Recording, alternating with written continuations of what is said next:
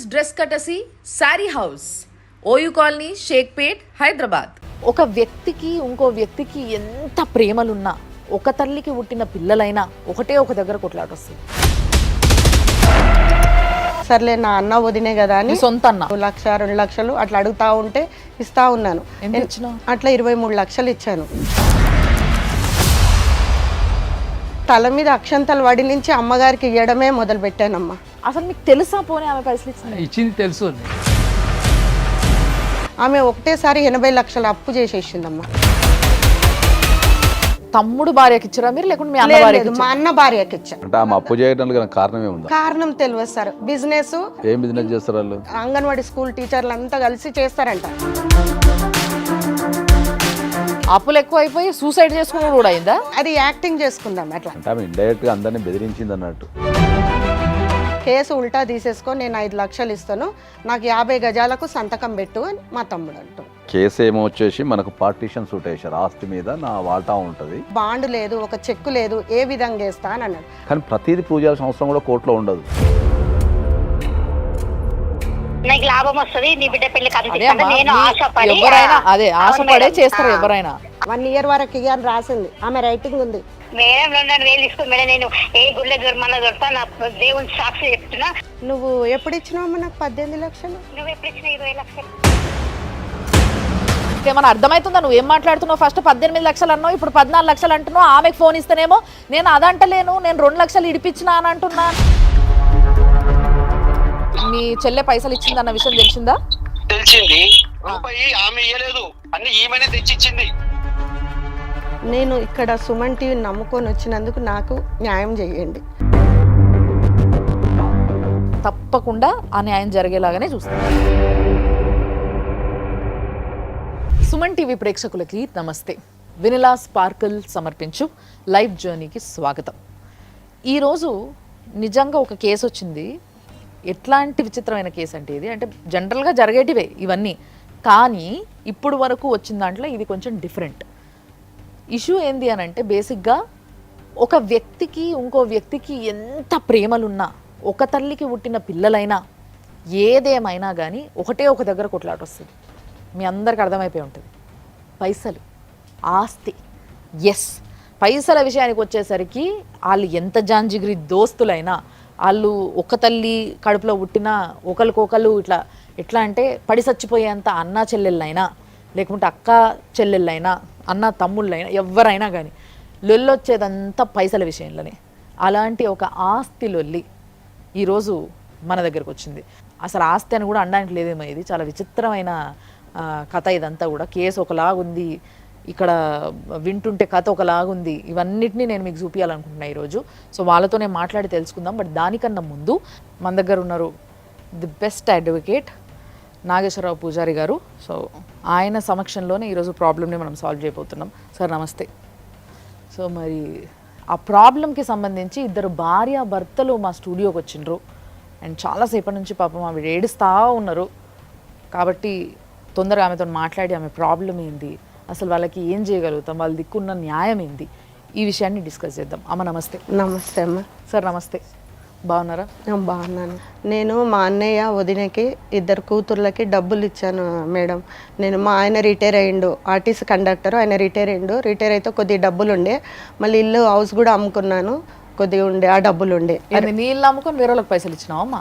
అమ్మాయిల పెళ్ళిళ్ళు చేశాను, కొద్దిగా డబ్బులు ఉండే. ఇంకో ఇల్లు ఉండే, ఇంకో వేరే ఫ్లాట్ ఉంటే అది అమ్మేశాను. అమ్మేసి ఆ డబ్బులు ఇవి ఉన్నాయి. అన్నయ్య వదినే కదా హెల్ప్ చేయమని అడిగారు.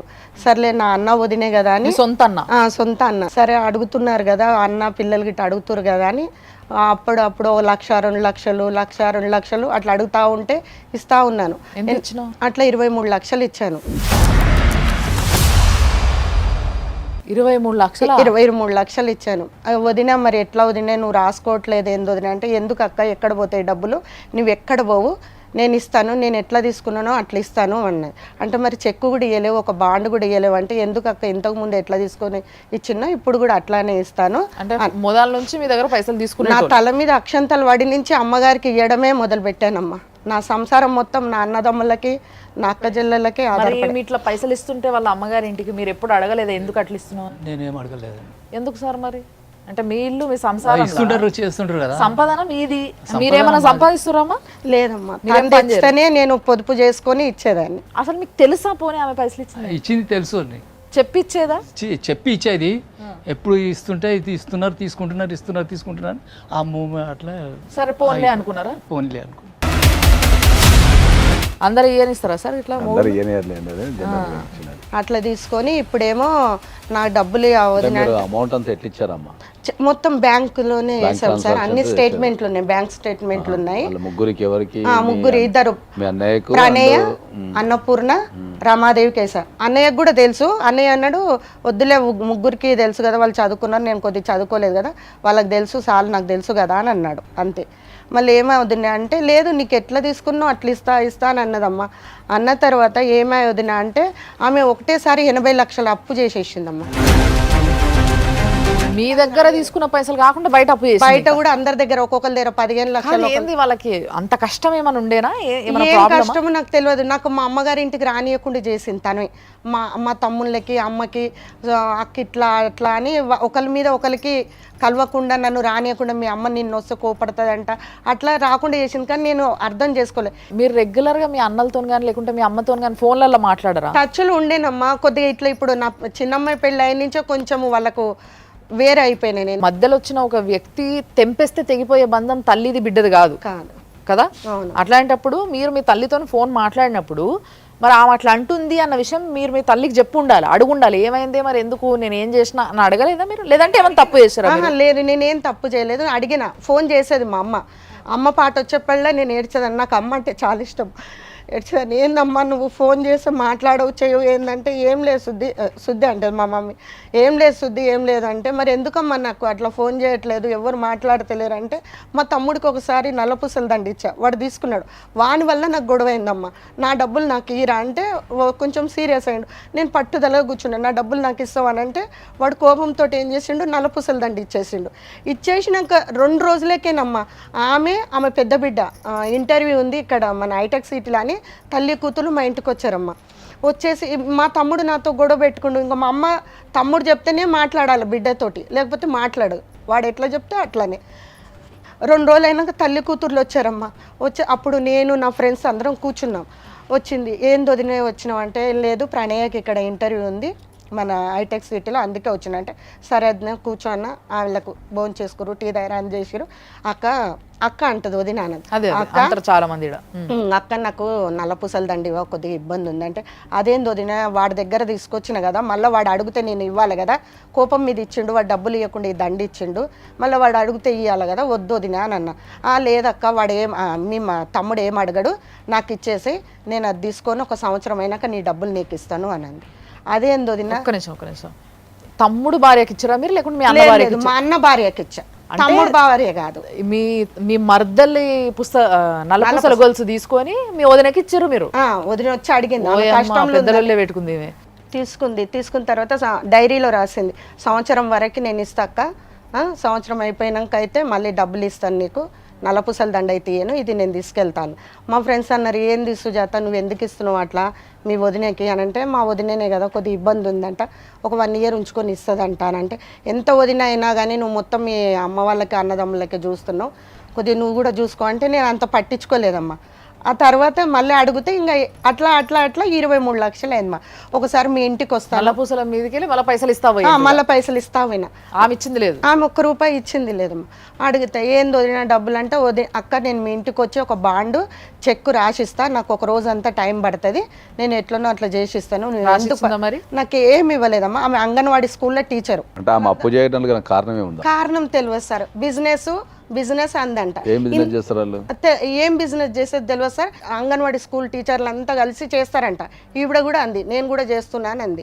80 లక్షల అప్పులు కాగానేమా ఇంకా రేపు అది సూసైడ్ గోళీలు వేసుకుందానంగా ముందు నాతో మాట్లాడింది. అప్పులు ఎక్కువ అయిపోయి సూసైడ్ చేసుకుని 4 డోలాలు వేసుకుంది. అది యాక్టింగ్ చేసుకుందాం అట్లా వేసుకొని చనిపోయేటట్టు.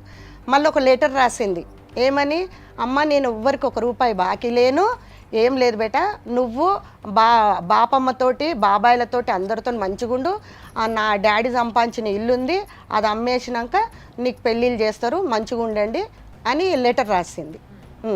రాసింది నైట్ బాగానే మాట్లాడింది అది. సరే ఈమె బయట అప్పులు చేసింది, ఈమె దగ్గర పైసలు తీసుకుంది, నల్లపూసల గొలుసు తీసుకుంది, ఇయ్యలేదు, సూసైడ్ చేసుకుందాం అన్న ఉద్దేశంతో 4 డోలో టాబ్లెట్లు వేసుకుంది. వేసుకుని ఆమె లెటర్లు ఏం రాసింది అంటే నేను ఎవ్వరికి ₹1 అప్పు లేను అని రాసింది. దీంట్లో ఉద్దేశం అది కూడా ఉంది మేడం, లెటర్ కూడా ఉంది నా దగ్గర. అంటే ఆమె ఇండైరెక్ట్గా అందరినీ బెదిరించింది అన్నట్టు. మీరు నన్ను ఏమన్నా పైసలు అడిగితే నేను ఆత్మహత్య చేసుకుంటా అని చెప్పి ఆమె ఇండైరెక్ట్గా బెదిరించింది. మళ్ళీ అందులో రాయడం కూడా ఒక ఆమె గురించి నేను టార్చర్ పడి ఇట్లా వేసుకుంటున్నా అని రాసింది. ఆ ఒక్క ఆమె ఎవరు మీరేనా? అందులో పేరు రాయలేదు సార్, నా పేరు రాసి మంచిగా అందులో రికార్డింగ్ వెళ్తుండే. అది తప్పు చేసి మీకు అంత సంబరం ఏందమ్మా, నా పేరు రాసి ఉంటే మంచిగా ఉండేది. అంటే అక్కడ పోలీసులో రికార్డింగ్ వెళ్తుండే అమ్మా, నేను మాట్లాడింది రికార్డింగ్ వెళ్తుండే. అక్క నీకు 23 లక్షలు ఇచ్చేది ఉంది, నేను ఇస్తాను, ఆ రికార్డింగ్ ఉంది. మనిషి చనిపోతే అట్లా రికార్డింగ్ తీస్తారు కదా, ఈమె బాగానే ఉంది. పోలీసు వాళ్ళు కూడా నన్నే బెదిరిస్తున్నారు. అయితే వదిన ఇట్లా ఎందుకు వేసుకుందని నేను హాస్పిటల్కి వెళ్ళేసరికి మా కుటుంబం మొత్తం ఉంది, అన్నదమ్ముళ్ళు అక్కజల్లెలు, నీ వల్లనే వదిలే అట్లా అయిపోయిందని నన్ను అందరు వాళ్ళంతా ఒక ఏకమై నన్ను రానియలేరు. కూర్చున్నాను, ఒక 2 గంటలు కూర్చొని ఇంటికి వచ్చేసా. మళ్ళీ ఆమె హాస్పిటల్ నుంచి వచ్చిన తర్వాత ఇంటికి పోయాను. వదినే నేను ఇచ్చిన డబ్బులు అని అడుగుదామని పోతే ఇంకా నన్ను మాట్లాడనిస్తలేరమ్మా. నువ్వెప్పుడు ఇచ్చినావు డబ్బులు అని అందరు అంటున్నారు, అన్నదమ్ములు, మా అమ్మ. నువ్వు ఇచ్చినట్టు ఎవరికి తెలుసు, ఏం ప్రూఫ్లు ఉన్నాయి, ఏం చేసుకుంటావు ఎవరికి. మరి మీ అన్నకి కానీ ఇప్పుడు మీ వదిన మీకు ఆల్రెడీ మీ దోస్తు చెప్పింది అన్నారు, అవును అమ్మ వదిన ఎంతైనా వదిననే, మీ అన్న కాదు మీ అమ్మ కాదు చూసుకో అని చెప్పిండ్రు అని అన్నారు. మరి అట్లాంటప్పుడు మీరు ఆమెకు పైసలు ఇచ్చినప్పుడు మీ అన్నకి ఫోన్ చేసి ఓ మాట, మరి నేను ఇట్లా పైసలు ఇస్తున్నా నీ పెళ్ళాం అడిగింది అన్నకు తెలుసమ్మా, కానీ ఇప్పుడు ఏమంటుడు తెలుసు అనేది వేరమ్మా. తెలుసు అందరికీ తెలిసి చేస్తున్నారు. ఫోన్ చేసి మీరు చెప్పిండ్రా, మీ అమ్మకి చెప్పిండ్రా? మీ అమ్మకి కూడా తెలుసు. ఇప్పుడు అందరూ మీరు అడగలేదా మీ అన్నని, మరి వదిన ఎందుకు పైసలు అడుగుతుంది నన్ను, మరి మీ ఆర్థిక పరిస్థితి ఏముందని మీరు అడగలేదా?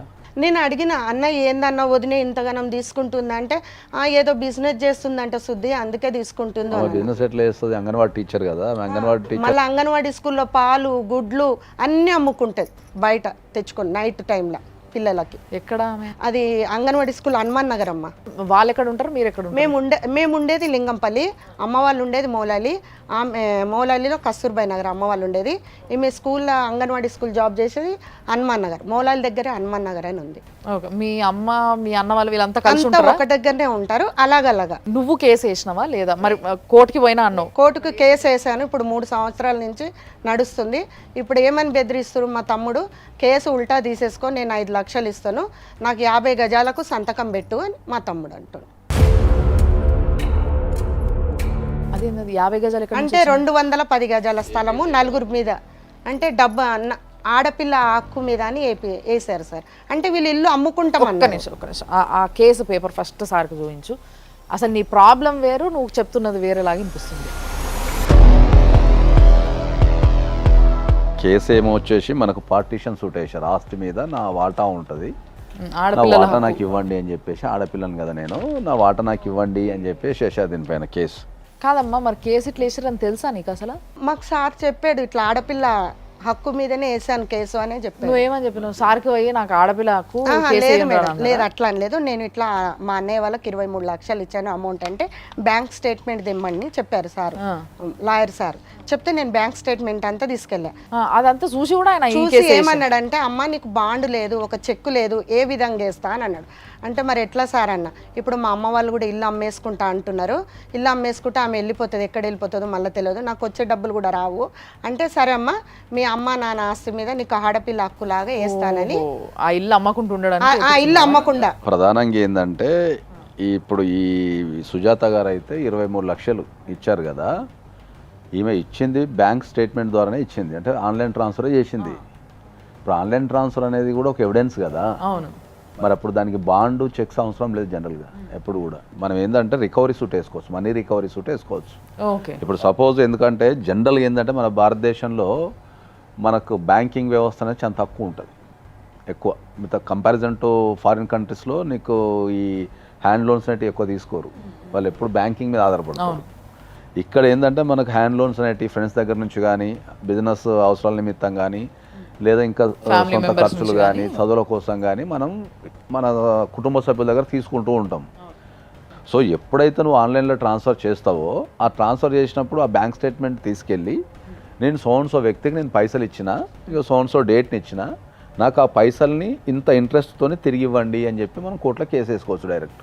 ఓకే ఓకే కోర్టులో కేసు వేసుకున్నప్పుడు ఏంటంటే డెఫినెట్లీ కోర్టు పరిశీలించి ఇప్పుడు ఇక్కడ నుంచి ట్రాన్సాక్షన్ వెళ్ళింది కదా, అక్కడ నుంచి ఇచ్చినట్టు కూడా వాళ్ళు ప్రూవ్ చేసుకోవాలి. మళ్ళీ ఓకే ఒకవేళ వాళ్ళు ప్రూవ్ చేసుకునే క్రమంలో కనుక ఉంటే మీకు డెఫినెట్లీ పైసలు మీకు అలాంగ్ విత్ ఇంట్రెస్ట్ మీకు పైసలు వస్తాయి. ఈమె వాళ్ళకి పైసలు ఇచ్చినట్టుగా లేదా సార్?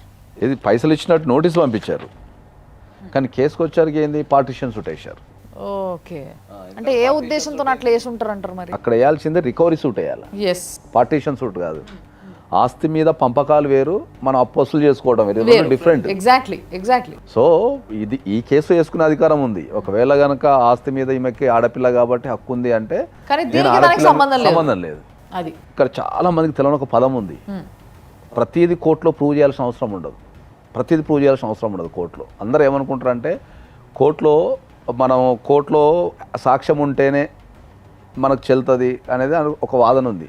కానీ ప్రతిదీ ప్రూవ్ చేయాల్సిన అవసరం కూడా కోర్టులో ఉండదు. దాన్ని ఏమంటారంటే కోర్టు భాషలో జ్యుడిషియల్ నోటీస్ అంటారు. జ్యుడిషియల్ నోటీస్ అంటే ఏంటంటే మనం ఇప్పుడు కొన్నిటికి ఎగ్జంప్షన్స్ ఉంటాయి. మనం అంటే అది కంపల్సరీ అక్కడ చట్టాన్ని పాటించాల్సిన అవసరం ఉండదు. ఇప్పుడు ఎవరో తెలియని వ్యక్తికి మనము అప్పించాం అనుకో, అక్కడ కంపల్సరీ నువ్వు బాండ్ పేపర్ కానీ లేదా కంపల్సరీ ఒక చెక్ కానీ లేకపోతే ఒక అగ్రిమెంట్ కానీ చేసుకోవాలి. ఒక అన్నదమ్ముల మధ్యలో లేకపోతే అక్కా చెల్లెల మధ్యలో లేకపోతే ఇంకా కుటుంబ సభ్యుల మధ్యలో కుటుంబ సభ్యుల మధ్యలో పైసలు ఇచ్చినప్పుడు మనం ఏం రాసుకోము. అది that is called judicial notice. అంటే కొన్ని నో నీడ్ టు ప్రూవ్. ఎందుకు రాసుకోలేదు అంటే ఇప్పుడు నా సిస్టర్ కదా, నా అన్న కదా, సో వాళ్ళు ఇస్తారన్న నమ్మకం. మళ్ళీ ఎప్పటిలాగా మీరు చెప్పినట్టు ఇక్కడ చట్టాలు వేరు, మనకి లైఫ్ లో నేర్చుకునే మోరల్స్ వేరు. కానీ ఇప్పుడు వరకు ఆ రికవరీ సూట్ వేయకపోవడానికి కారణం ఏంటంటారు సార్? మరి వీళ్ళకి అవగాహన లేకుండా ఉండొచ్చు. ఎందుకంటే ఇప్పుడు వీళ్ళు ఏమనుకున్నారంటే జనరల్గా పైసలు ఇచ్చినాం కదా, ఈ పైసలు వసూలు చేసుకోవడం అనేది చాలా కష్టమవుతుంది కాబట్టి వాళ్ళ ఆస్తుల మీద కనుక కేసు వేస్తే వాళ్ళు ఏమైనా సెటిల్మెంట్కి వస్తారేమో. ఓకే, ఇది కూడా అమ్మేస్తే ఇంకా పైసలు రాదే, ఇవి కూడా అమ్మితే ఇంకా పైసలు రావేమో అనే ఉద్దేశంతోనే వేసిన లేదు. అది కానీ వీళ్ళు ఒరిజినల్గా దీన్ని వేసుకోవచ్చు ఏదన్నా. దీంతో పాటు మీరు కరెక్ట్ వేయాల్సిన సూట్ ఏంది, మనీ రికవరీ సూటే వేసుకోవాలి. మనం ఏదైనా వ్యక్తికి పైసలు ఇచ్చినప్పుడు మన దగ్గర ప్రూఫ్ కనుక ఉంటే, ఆన్లైన్ ట్రాన్స్ఫర్ చేసినట్టు ప్రూఫ్ కనుక ఉంటే చెక్స్ కానీ ప్రామిస్ నోట్స్ కానీ అవసరం ఉండదు. ఆ లాస్ట్ ట్రాన్సాక్షన్ నుంచి 3 years లోపు, లాస్ట్ ట్రాన్సాక్షన్ జరిగిన డేట్ నుంచి 3 years లోపు ఎప్పుడైనా పోయి కోర్టుకు అప్రోచ్ అయ్యి కేసు వేసుకోవచ్చు. సార్ ఇక్కడ ఒక డౌట్ సార్, నాకు చాలామంది ఇప్పుడు మీరు అన్నట్టుగా అన్న తమ్ముళ్ళు, దగ్గరోళ్ళు, తెలిసిన వాళ్ళు, ఫ్రెండ్స్ అని చెప్పేసి బాండ్ రాసుకోరు అనేది ఒక మోమాటమో ఏదో సోకాల్డ్. అదే ఉద్దేశంలో కొంతమంది ఈమంటే సరే బ్యాంక్ ట్రాన్స్ఫర్ చేశారు, కొంతమంది చేతుల మీద ఇచ్చేస్తారు. వాళ్ళ పరిస్థితి ఏమంటారు? ఇలాంటి పరిస్థితి తిరుపతి ఉండి లేచినట్టే. ఇంకా అంతే. ఇంకా ఎప్పుడైతే మనకి ఫోన్పేలు, గూగుల్ పేలు, ఆన్లైన్ ట్రాన్స్ఫర్లు ఇంట్లో చదువుకున్న వాళ్ళు వీళ్ళు ఉన్నప్పుడు ఏమైందంటే ఇక బ్యాంక్స్కి వెళ్ళడం అనేది తగ్గిపోయింది బాగా. క్యాష్ ట్రాన్సాక్షన్స్లో బాగా తగ్గిపోయినాయి కాబట్టి మ్యాక్సిమం ట్రాన్సాక్షన్స్ ఏవైతే ఉంటాయో ఇప్పుడు జనాల మధ్యలో 90% of the transactions through bank ద్వారానే జరుగుతున్నాయి. ఎక్కువ శాతం అన్లెస్ అంటిల్ అదేమన్నా ఇంకా ఏమన్నా వేరే సంబంధించిన, ఇప్పుడు కొన్ని సందర్భాల్లో ఏమైందంటే మనకు ఆస్తి కొనేటప్పుడు మార్కెట్ వాల్యూ ఒకటి ఉంటుంది, గవర్నమెంట్ వాల్యూ ఒకటి ఉంటుంది. ఆ మధ్యలో డిఫరెన్స్ ఉన్న క్యాష్లు ఇస్తారు, కానీ జనరల్ అయితే అన్ని ఆన్లైన్ ట్రాన్సాక్షన్స్ జరుగుతున్నాయి. అవును అవును. సో మరి ఇప్పుడు ఆ పైసలు నువ్వు వసూలు చేసుకోవడమే మీకు కావాల్సింది. అవును మేడం. సో బేసిక్గా వీళ్ళిద్దరి దగ్గర నుంచి పైసలు తీసుకొని వీళ్ళకి ఒక మగపిల్లగాడనే అండ లేకపోయేసరికి వీళ్ళిద్దరు ఏం చేయలేరన్న ధీమాతోని వాళ్ళు చేయాల్సిన కథలన్నీ పడుతున్నారు. నేను ఒక్కసారి ఇప్పుడు ఫస్ట్ మీ వదినతో మాట్లాడుతాను, ఎందుకంటే మేము ఎప్పుడు కూడా ఏ కేసుని కూడా ఒకవైపు ఇని మేము ఎప్పుడు కన్సిడర్ చేయలేదు. సో ఒకసారి మీ వదినతో కూడా మాట్లాడి ఆమె ఏం మాట్లాడుతుంది, ఆమె వర్జన్ నేను చూసిన తర్వాత మనం మాట్లాడు. సరే, హలో హలో హలో అమ్మా, రమాదేవి గారా? అవును. అమ్మా, నేను సుమన్ టీవీ నుంచి మాట్లాడుతున్నా. చెప్పండి. మీ మర్దలు సుజాత గారు వచ్చిండ్రు, మీరు 23 లక్షలు ఇవ్వాలి, మీరు ఇస్తలేరు అని చెప్పేసి ఏడుస్తా ఉంది. వాళ్ళు మీ ఇంటికి వస్తే మీరు దబాంచి తిడుతున్నారు అని అంటుంది. అసలు ఆమె మా ఇంటికి రాలేదు మేడం. మీ ఇంటికి రాలేదా? ఆమె ఇంట్రెస్ట్ నడిపిస్తుంది. ఓకే. అయితే ఫస్ట్ లో నాకు అవసరం 5,000 10,000 అట్లా తీసుకున్నాను. ఇప్పుడు నాది అయిపోయేసరికి నేను 5,000 10,000 ఇంట్రెస్ట్ ఎందుకులే అని ఇచ్చేసా మేడం. ఓకే. ఇక తర్వాత ఇద్దరం కలిసి ఇంట్రెస్ట్ నడిపిద్దాము, పైసలు వస్తున్నాయి కదా, నీకు కూడా ఏమైనా లాభం వస్తే ఇస్తా అని చెప్పింది మేడం. ఓకే. సరే అట్లనే నడిచింది. ఇక తర్వాత నేను మా ఫ్రెండ్స్ దగ్గర, వాళ్ళ దగ్గర, వీళ్ళ దగ్గర అడిగిచ్చినాను. ఓకే. ఫస్ట్ 5 రూపాయలు 3 రూపాయలు తీసుకునేది, తర్వాత ఇంట్రెస్ట్ 10 రూపాయలు. ఇవన్నీ కట్టడం ఎందుకు లేదని నా దగ్గర బంగారము అది ఇది ఉంటే అమ్మి ఇక ఎందుకంటే ఆడబిడ్డ కదా బాగుంటది, నేను మా ఆయనకి చెప్పకుండా అట్లా లాభం వస్తుంది కదా అని చేసినాం. అట్లా 25 లక్షలు నేను ఎందుకు తీసుకుంటా మేడం ఆమె దగ్గర? ఎప్పుడన్నా 10,000 అదే అమ్మా, 20,000, ఇప్పుడు 10,000 మీరు చెప్తున్న దాన్ని బట్టి మీరేమంటున్నారు, వడ్డీలకి నడిపేటందుకు మీరు ఇద్దరు కలిసి ఓ బిజినెస్ అనుకొని స్టార్ట్ చేసారు దాన్ని. లైట్ గా అని మీరు చెప్తున్నారు. నీకు లాభం ఇస్తాను, నీకు లాభం వస్తుంది, నీ బిడ్డ పెళ్లికి అదే అందిస్తాను. అమ్మా, నేను ఆశపడి ఎవరైనా అదే అవును ఆశపడే మేడం. చేస్తారు ఎవరైనా. కానీ అట్లా అట్లా. ఆశపడి చేయడానికి కానీ లేకపోతే అట్లా వడ్డీలకి నడుపుకునే హక్కు మీ ఇద్దరికి లేదు అన్న విషయం మీకు లేదు, తెలుసా? అవును మేడం, తెలుసు. అసలు నేను ఏం ఇచ్చేయలేదు, మొత్తం గూగుల్ పే ద్వారా నేను వేసింది 18 లక్షలు మేడం. 18 లక్షలు మీరు ఆమెకి వేసిండ్రా?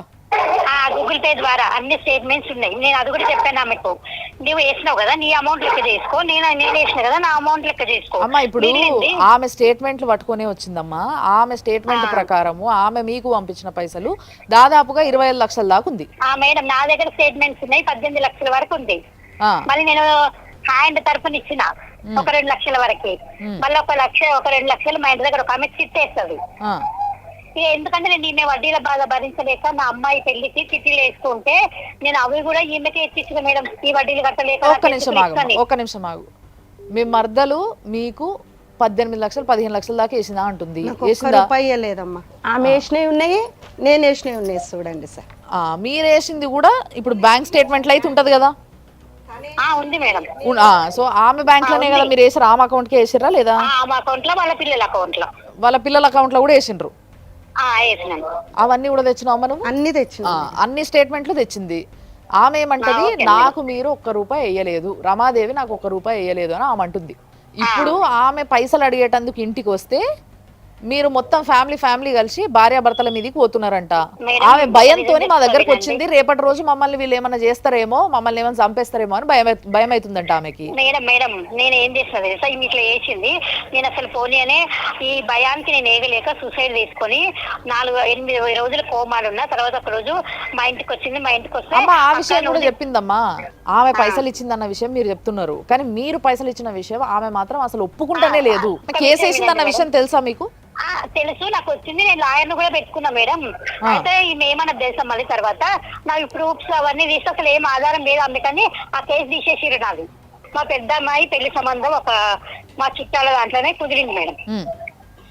మా పిల్ల అనిపించుకోవడం ఇక వాళ్ళు ఏమి ఎంగేజ్మెంట్ అనుకునే సమయానికి ఈ రోజు ఇక మా ఇంటికి వచ్చిరు పోయిరు. వాళ్ళ ఇంటికి పోయి మేము చూసి వచ్చినాం. వాళ్ళకు ఫోన్ చేసి వాళ్ళు మంచోళ్ళు కాదు, వాళ్ళ సంబంధం చేసుకోవద్దు, వాళ్ళ సంబంధం చేసుకుంటే మీరు మొత్తం వాళ్ళు చేసిన అప్పులే కట్టాల్సి వస్తుంది, పిల్ల మంచిది కాదు, తిరుగుబోతుంది, అవన్నీ చెప్పింది మేడం. చెప్పేసరికి వాళ్ళు వాళ్ళు చూసినా చెప్పింది. అయితే మళ్ళీ రీసెంట్ గా మొన్న ఒక సంబంధం వచ్చింది, ఒక 2 నెలల ముందు. వాళ్ళపై ఆమెకు ఆ రోజు ఆపరేషన్ హాస్పిటల్ అడ్మిట్ ఉంది. అయితే పెళ్లి కొడుకు వాళ్ళు వచ్చి చూసిపోయిండు, ఇల్లు చూసుకొని రమ్మన్నారు. ఇల్లు చూసుకొని పోదానికి రేపు పోదాం అనుకున్నాం. రేపు పోదాం అనుకునే సమయంలో వాళ్ళకు కూడా ఫోన్ చేసేసింది, వీళ్ళు మంచోళ్ళు గారు, అప్పులు ఉన్నాయి, మీరు అప్పులు కట్టాలా, అమ్మాయి మంచి కాదు, తిరిగిపోతుంది, అది ఇదని. వాళ్ళకి తెలిసిన కాదు. మరి ఆమెకి ఏంది కసి, నువ్వు పైసలు ఇయ్యలేదని చెప్పి అట్లా చెప్పిందటవా? మరి నాకెన్నే నాకు ఆమె పైసలు ఇచ్చి ఈ విధంగా నన్ను నరకయాతన పెట్టింది మేడం. 4 రోజులు. అదే అమ్మా, నువ్వు పైసలు ఇచ్చుంటే అట్లా చేయకపోతుండేనేమో. మరి నువ్వు పైసలు ఇయ్యలేదని అట్లా చేసిందేమో అంటున్నా. అవును అంటున్నావు నువ్వు, అంటే నువ్వు పైసలు ఇయ్యలేదా అని అడుగుతున్నా. మీ చిన్న తోటి కోడలు నల్లపూసలు గొలుసు అడిగినావంట కదా పోయి ఇంటికి. పొద్దునే నీకు సొమ్ము లేవు కదా, 4 సందాలు తీసుకో, నెలకు 2,000 అని చెప్పింది. సరే మేడం అని నేను 4 సందాలు తెచ్చుకున్నా. నెలకు 2,000 ఇచ్చిన మేడం. నెలకు 2,000 ఇచ్చినాక ఎంత 8 నెలలు నెలకు 2,000 ఇచ్చేసిన. అయితే తర్వాత అర్థమైందమ్మా, ఇందుకే అన్నా నేను ఇందాక, అమ్మ నల్లపూసల గొలుసు ఒకళ్ళ దగ్గర తీసుకుని ఇంకొకరికి ఇచ్చినావు, మధ్యలో ఒక ఆడమే ఉన్నావు, 3 ఆడోళ్ళ మధ్యలో 1 year వరకు ఇయ్యని రాసింది, ఆమె రైటింగ్ ఉంది. నువ్వు రాసిచ్చావట కదా డైరీలో 1 year వరకు నేను ఏమి ఇయ్యనని. మేడం 2,000 తీసుకుని మేడం నేను ఏ గుళ్ళ దొరమన్నా దొరుకుతా, నా దేవుని సాక్షి చెప్తున్నా. నువ్వు మాట్లాడేదానికి ఆమె మాట్లాడేదానికి అసలు పొంతనే లేదు. కాబట్టి నేను ఇప్పుడు ఆమెకే ఇస్తున్నా, ఆమె నిన్ను అడుగుతుంది, నువ్వు ఆమెకే చెప్పు, ప్రతి ఒక్కటి నేను వింటున్నా. హలో, చెప్పక్క. వద్దులే అంత మర్యాద కానీ, నువ్వు ఎప్పుడు ఇచ్చినావమ్మా నాకు 18 లక్షలు? నువ్వు ఎప్పుడు ఇచ్చిన 20 లక్షలు? నేను ఇచ్చినవి మొత్తం ఉన్నాయి మైడా. నేను ఇచ్చినవి ఉన్నాయి. నీ మొగడు ఆటో పాడైందని నా ఇంటికి వచ్చి ఏడుస్తే నా అన్న కదా అని 10,000 చేతిలో పెట్టిన, తీసుకొని పోయినావు. ఇంట్లోకి మా అమ్మ ఇలా కొట్టిందని బయటికి పోయి నా కాళ్ళు మొక్కి ఏడ్చినావు. అయ్యో నా అన్న వదిన అని ఎంత మళ్ళీ సరే అంటే నువ్వు వినాలి కదా అందరూ. నేను మొత్తం వినండి. నువ్వు 10,000 ఇచ్చినందుకు నీ 10,000 ఇప్పుడు ఇచ్చేసాము. 18 లక్షలు ఎట్లా ఇచ్చినావు చెప్పు. ఆ పిక్చర్ 2 సార్లు నీకేసింది. ఒకసారి 1,00,000 రూపాయలు, ఒకసారి 1,00,000 రూపాయలు. నా మనమరాలకు పాపము ఫస్ట్ బర్త్డే అని నా మనమనికి 50,000 ఇచ్చినా, నా మనమరాలకి 50,000 ఇస్తే దాని 50,000 కూడా సంటి పిల్ల నువ్వే తీసుకుంటువి. 1,00,000 రూపాయలు నువ్వే తీసుకున్నావు. నువ్వు దేవుళ్ళ మీద ఒట్లు తింటావు, నువ్వు అన్ని ఒట్లు తింటావు. నేను తప్పు చేయలేదు కాబట్టి నేను చిట్టి పైసలు నేను ఎత్తిన కానీ నేను తీసుకోలేము. ఈమెనే అక్కడి నుంచి అక్కడ తీసేసుకుంటా. నాకు 18 లక్షలు ఇచ్చిన అంటున్నావు కదా, చూపించు. 18 లక్షలు అంటే నేను 2 లక్షలు చిట్టి తీసుకున్నాను. ఇప్పుడే మీతో అన్నావు కదా మేడం 18 లక్షలు ఇచ్చిన అని. అడగండి మరి ఇప్పుడే మేడం అన్నావు కదా 18 లక్షలు ఇచ్చిన అని. 18 లక్షలు 2 లక్షలు చిట్టేసుకొని ఇచ్చిన. 50,000 ఈ అమౌంట్ నీకు ఇచ్చిన. మళ్ళీ ఏ ఫంక్షన్ లో కలిసినా అట్లనే చేస్తుంది మేడం మనిషి. ఫంక్షన్ లో ఇచ్చిన గుర్తు అవి లెక్క పెట్టలే. రమాదేవి గారు నాతో అవన్నీ మాట్లాడకండి. ఫస్ట్ మీరు నాకు ఏమని చెప్పిండ్రు? 18 లక్షలు నేను ఆమెకు తిరిగి ఇచ్చిన, ప్రతిదీ స్టేట్మెంట్ ఉంటది అని అన్నారా లేదా? ఉన్నది మేడం, ఉన్నది. 18 లక్షలు ఇచ్చినావు అమ్మా? 18 లక్షలు కాదు మేడం, 14 లక్షలు అల్లుంది. 2 లక్షలు 2 చిట్లు ఎత్తుకుంది. ఏమమ్మా ఏమో తలకాయల పురుగు ఇట్లా తిరుగుతుందా ఏమి? నీకేమైనా అర్థమవుతుందా? నువ్వు ఏం మాట్లాడుతున్నావు? ఫస్ట్ 18 లక్షలు అన్నావు, ఇప్పుడు 14 లక్షలు అంటున్నావు. ఆమెకు ఫోన్ ఇస్తేనేమో నేను అదంటలేను, నేను 2 లక్షలు ఇడిపించినా అని అంటున్నా, నీకు చిట్టి ఎత్తిచ్చినా అంటున్నావు. ఏం మాట్లాడుతున్నావు? మొత్తం కలిసి 14 లక్షలు లెక్క పెట్టుకున్నాం మేము, హ్యాండ్ తో సహా. చిట్టీలు, గూగుల్ పే ఉంది. నువ్వు ఇట్లా అడ్డదిడ్డంగా వాదిస్తా మాట్లాడతా అంటే కుదరదు. ఇడేమి మేము మీరు చెప్పిన అన్ని ఇనుకుంటా కూర్చోనికి మేమేమి పిచ్చోళ్ళం కాదు. ఇడ నిజంగా సార్ ప్రతిసారి ఎవరితో మాట్లాడినా కూడా ఎక్కడనో ఒక దగ్గర ఎవరో ఒకళ్ళు అడ్డగోలుగా దొరుకుతారు. కానీ ఇక్కడ ఏమవుతుందంటే ఆమె అడిగే కొన్ని ప్రశ్నలకు ఈమె ఆన్సర్ ఇస్తలేదు, ఈమె అడిగే ప్రశ్నలకు ఆమె ఆన్సర్ ఇస్తలేదు. సార్ మీరేమంటారు? ఇప్పుడు దాకా ఆమె విన్నారు కదా.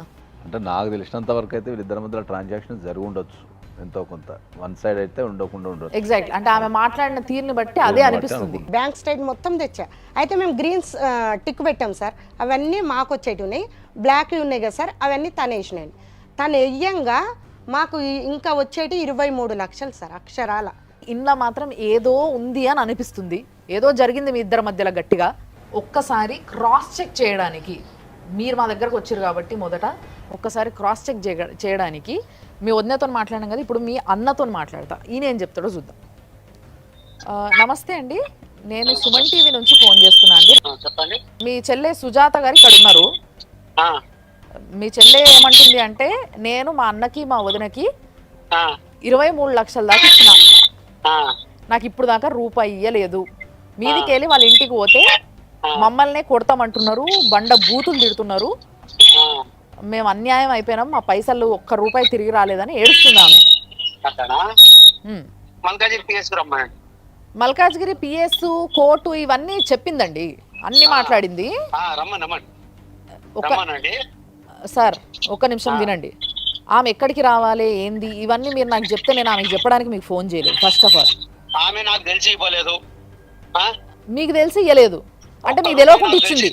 అవును, మా భార్య సూసైడ్ చేసుకుంటే బయటపడ్డది ఇదంతా.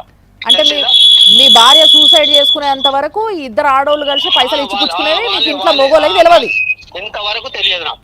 మొత్తం మీద ఏమని తెలిసింది సూసైడ్ చేసుకున్న తర్వాత? ఒక హాఫ్ అన్ అవర్ అయితే చనిపోతుండే ఆమె.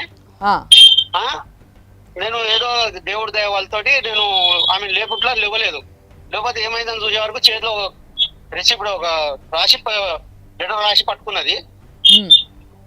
అయితే అంతలోకే మాకు ఇవన్నీ తర్వాత హాస్పిటల్ తీసుకెళ్తే హాస్పిటల్ వాళ్ళు పట్టుకోలేదు. సీదా ఈఎస్ఐ ఎర్రగడ్డ దగ్గరికి తీసుకెళ్ళా. 15 రోజులు కోమాల్లో ఉందా. ఆమె 3 రోజులు అంటది, మీరు 15 రోజులు అంటారు. ఎన్ని రోజులు ఉంటుంది ఆమె కోమాలు? అట్లా మీకు కావాలంటే మీకు ఈఎస్ఐ హాస్పిటల్లో మీకు అవన్నీ చూపిస్తాను. దాని తర్వాత ఏమని తెలిసింది? మీ చెల్లె పైసలు ఇచ్చింది అన్న విషయం తెలిసిందా? తెలిసింది. రూపాయి ఆమె ఇయ్యలేదు, అన్ని ఈమెనే తెచ్చిచ్చింది. అన్ని నా దగ్గర బ్యాంక్ లిస్ట్ మొత్తం ఉన్నదమ్మా. ఆ మొత్తం ఎంత ఈమె మా భార్య ఎంత ఇచ్చిందో అంత మొత్తం లిస్ట్ తో 1 రూపాయితో సహా ఉన్నది మొత్తం లిస్ట్ నా దగ్గర. మీరు మల్కాజ్గిరి పిఎస్ లో కనుక్కోండి, ఈఎస్ఐ హాస్పిటల్లో కనుక్కోండి, మళ్ళీ మల్కాజ్గిరి కోర్టులో కనుక్కోండి. ఎవరిది తప్పు ఉందో వాళ్ళే ఓకే.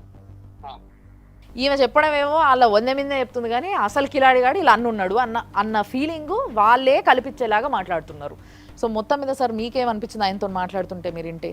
అంటే వాళ్ళు ఒక దానికి ఆన్సర్ చెప్పడానికి బదులేందంటే ఉల్టా మాట్లాడడం, తర్వాత బెదిరించడం లాంటివి వాళ్ళ ఉద్దేశం ఉన్నట్టు ఉంది ప్రధానంగా. సో ఓవరాల్గా ఏంటంటే మనకి ఇద్దరి మధ్యలో అయితే ట్రాన్సాక్షన్ జరిగినట్టు తెలుస్తున్నది.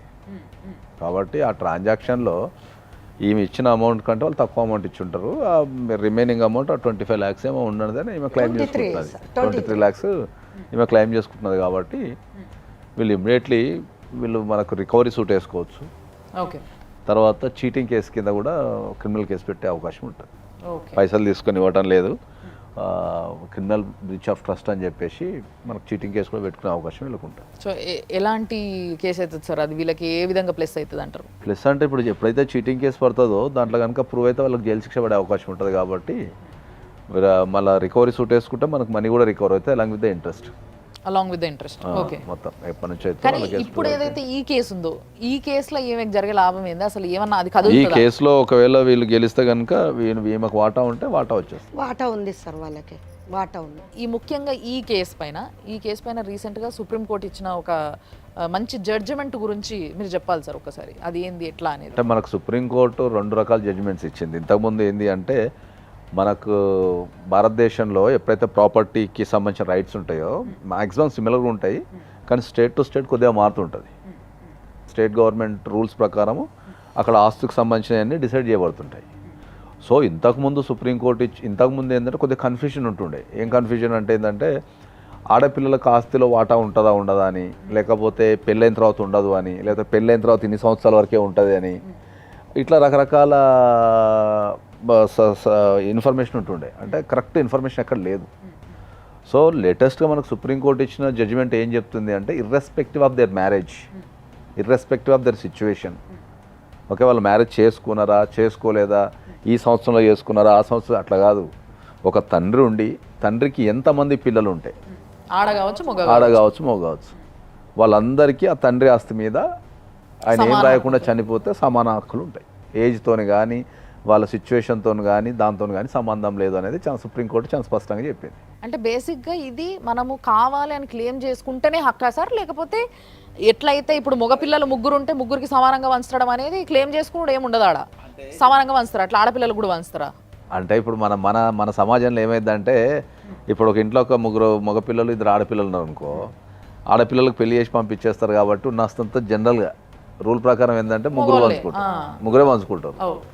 అక్కడ ఆడపిల్లలకు కూడా ఏంటంటే సపోర్ట్ చేసేస్తారు. వీళ్ళు కూడా ఏంటంటే ఆల్రెడీ మ్యారేజ్ అయిపోయింది కదా, మా కట్నం ఇచ్చారు కదానో, లేకపోతే ఏదో ఆస్తి ఇచ్చారనో, ఏదో పైసలు ఇచ్చారనో వీళ్ళు కాంప్రమైజ్ అయిపోతుంటారు ఎక్కువ కుటుంబాలు. కానీ రూల్ ప్రకారం ఏంటంటే తండ్రి కనుక ఏం రాయకుండా చనిపోతే, లేకపోతే తాతల ఆస్తి కానీ మనం దాన్ని ముత్తాతల ఆస్తి కానీ ఉండి ప్రాపర్ డాక్యుమెంటేషన్ లేకపోతే పిల్లలు ఎంతమంది ఉన్నారో అంతమందికి సమానంగా రావటం అనేది చట్టం చెప్తుంది. వాళ్ళు క్లెయిమ్ చేసుకుంటారా? కొంతమంది ప్రేమతో క్లెయిమ్ చేసుకోరు. కొంతమంది ఏంటంటే ఒక తమ్ముడో లేకపోతే 2 3 ఉంటారు కాబట్టి మాకు అన్నీ చేస్తున్నాడు కదా అని కొంత ప్రేమతో కూడా క్లెయిమ్ చేసుకోరు, వాళ్ళ రైట్స్ రిలింక్వేజ్ చేసేస్తారు. కానీ చట్టం మాత్రం ఏం చెప్తుందంటే ఇంట్లో ఎంతమంది పిల్లలు ఉంటే కంపల్సరీ వాళ్ళందరికీ ఆస్తి హక్కు ఉంటుంది. దయచేసి ఇప్పుడు వరకు ఎవరి హక్కులు వాళ్ళకి సమానంగా ఎట్లయితే అంటే ఇటు చట్టపరంగా ఇటు ఫ్యామిలీ పరంగా అంటే సొసైటీ పరంగా ఎట్లయితే ఇచ్చిండ్రో ఈ విషయంలో కూడా చట్టపరంగా ఆల్రెడీ అక్కడ నుంచి ఒక ముద్ర వేసేసారు, అయిపోయింది, మీరు ఈ విధంగా సమానంగా పంచుకోవచ్చు అన్న విషయాన్ని, పంచుకోవచ్చు కాదు పంచుకోవాలే అని చెప్పిండ్రు. కాబట్టి సొసైటీ పరంగా కూడా ఫ్యామిలీస్లో మార్పు రావాలి. తల్లిదండ్రులు ఈ విషయం తెలుసుకోవాలి. వాళ్ళ పిల్లలకి రేపటి రోజు ఆడపిల్ల కావచ్చు మగపిల్లగాడు కావచ్చు మీ ఆస్తి పైన కావచ్చు దేనిపైన అయినా కానీ సమాన హక్కు ఉంటుంది. అండ్ దీంతో పాటు నేను ఇంకో మంచి మాట కూడా చెప్పాలనుకుంటున్నాను. ఏంది అని అంటే ఇన్ని రోజులు ఆస్తి మగపిల్లలు తీసుకున్నారు కాబట్టి తల్లిదండ్రిని మగపిల్లలే చూసుకున్నారు. కానీ ఎప్పుడైతే ఆస్తి సమానంగా పంచుకుంటారో తల్లిదండ్రిని కూడా సమానంగా చూడాల్సిన అవసరము బాధ్యత అందరి మీద ఉంటుంది. సో మొత్తం మీద సార్ వీళ్ళకి మీరు చెప్పేది రికవరీ కేసు వేసుకోవాలి, క్రిమినల్ కేసు వేసుకోవాలి. ఈ 2 వేయడానికి మీరు రెడీగా ఉన్నారా లేదా ఏంది అనేది మీరు చూడండి, ఒకసారి మీరు మాట్లాడండి. మీకు ఏ అడ్వైస్ కావాలన్నా సార్ డెఫినెట్గా మీకు అడ్వైస్ ఇస్తారు, మీతో చేయిస్తారు. మీరు ఏం వేయొచ్చు అనేది లీగల్గా మీకు ఏది కరెక్టో అది చేయించగలుగుతారు. రైట్ సార్ ఏ విధంగా వేయమనాలి చెప్తారో సార్ ఆ విధంగా మేము వేస్తాం మేడం. వాళ్ళు మాటలతోని ఇనేటోళ్ళలాగా అయితే అనిపిస్తలే మీ అన్న అయితే, ఎందుకంటే ఆయన మాట్లాడడమే రాదని ఆయనే ఒప్పుకుంటున్నాడు. సో ఇక అట్లాంటి వాళ్ళతో మాట్లాడి ప్రయోజనం లేదు. నేను ఇక్కడ సుమన్ టీవీ నమ్ముకొని వచ్చినందుకు నాకు న్యాయం చేయండి. నా డబ్బులు నాకు వచ్చేటట్టు చేయండి. అదే నేను కోరుకునేది. నాకు అబ్బాయిలు లేరు, నా భర్త నేను ఇద్దరమే ఉండేది. వద్దమ్మా వద్దు, నువ్వు బాధపడితే ఏమీ రాదు. నేను నీకు ఒక మాట చెప్తున్నా విను. సార్ ఇందాక ఎప్పుడు మీ ఇద్దరి మధ్యలో ట్రాన్సాక్షన్స్ అయితే అయ్యి ఉంటాయి డెఫినెట్గా అని చెప్పి వాటన్నిటిని పరిశీలించి ఇంకొంచెం డీప్గా ఏంది కథ అనేది చూసి నీ దిక్కు ఏ న్యాయం జరగాలో ఆ న్యాయం మాత్రం చేయడానికి మేము ప్రయత్నిస్తాం. తప్పకుండా ఆ న్యాయం జరిగేలాగానే చూస్తాం. ఓకే, నువ్వేం ఏడవకు, టెన్షన్ పడకు. ఓకేనా సార్? ఓకే, చూసిండ్రు కదా. సో మొత్తం మీద ఇలాంటివి ఎన్నో సమాజంలో, అంటే ఆ బంధం ఈ బంధం అని కాదు, ఏ బంధం అయినా ఎంత స్ట్రాంగ్ ఉన్నదైనా పైసల విషయానికి వచ్చేసరికి ఇట్లాంటి కథలే జరుగుతున్నాయి. కాబట్టి నేను చెప్తున్నా జాగ్రత్త, చాలా చాలా చాలా జాగ్రత్తగా ఉండాల్సిన అవసరం ఉంది పైసల విషయంలో. కాబట్టి ఎక్కడ ఏ కొట్లాట వచ్చినా పైసల విషయంలోనే వస్తుంది. కొంచెం అది గమనించుకొని దాన్ని బట్టి ముందుకు వండ్రి, అనవసరంగా సంబంధాలని పాడు చేసుకోకండి. సో దీనిపైన ఏంది ఫాలో అప్ అనేది నేను తప్పకుండా మళ్ళీ మీకు అప్డేట్ చేస్తా. అప్పటి వరకు మీరు సుమన్ టీవీలో చూస్తూనే ఉండండి. వినిలా స్పార్కిల్ సమర్పించు లైఫ్ జర్నీ.